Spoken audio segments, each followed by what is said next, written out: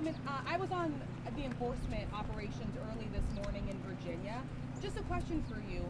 When ICE encounters undocumented families, do you separate children from their parents?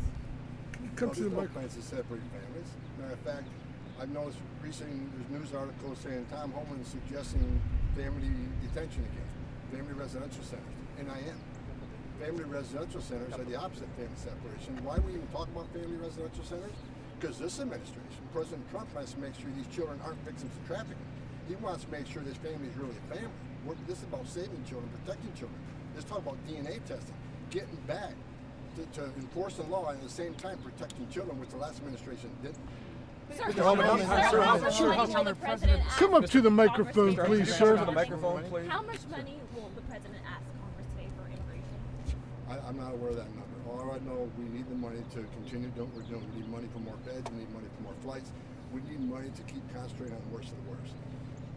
ICE is already in the hole, and we need Congress to step up and give us the funding we need so President Trump can keep his promise to the American people. President Trump, look, border numbers are down 97%. That's the most secure border we ever had because of this president's bold actions, right? He was a game changer. ICE arrests, I looked this morning, they're just below 30,000. More than twice as many as Biden did in his administration.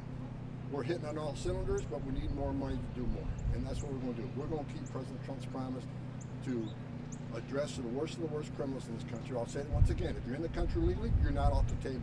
So sanctuary cities want to keep locking us out of jails. They force us into the neighborhood to find the bad guy. When we find the bad guy, many times they're with others. Others who aren't a criminal priority but in the country legally, they're coming too. Because ICE is going to enforce the law. We're not going to turn our back on someone illegally in the United States. ICE is going to enforce laws enacted by the members of Congress and signed by the president. In that scenario? Sir, the tariffs, last question, the tariffs imposed by the U.S. on Mexico and Canada, the tariffs that the U.S. is imposing today, how confident are you that those tariffs will reduce the flow of illegal narcotics and the flow of illegal immigration into the U.S.? I'm very confident in the president's plan. I think the president's doing exactly what he should be doing. Again, look at the success he's had. We had border numbers down 9% in 3 weeks. Think what this president's going to do in the next 4 to 6 months.